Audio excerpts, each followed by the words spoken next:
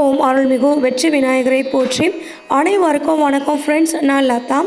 இன்றைக்கு நாம் மாசி மகத்தோட சிறப்புகள் பற்றி தான் இந்த வீடியோவில் நம்ம பார்க்க போகிறோம். தட்ச பிரஜாபதிக்கு பார்வதி தேவி மகளாக அவதரித்த நாள் இந்த திருநாள்.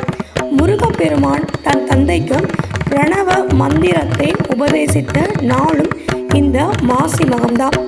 வருண பகவானை பிடித்த தோஷம் சிவபெருமானால் விலகியதும் இந்த மாசி மகத்தில் தான். இரண்யாட்சனிடமிருந்து பூமியை வராக அவதாரம் எடுத்து விஷ்ணு பகவான் மீட்டதும் இந்த திருநாளில் தான். திருவண்ணாமலையை ஆண்ட பக்தனுக்கு அண்ணாமலையார் பிதுர்கடன் செய்ததும் இந்த நாளில் தான்.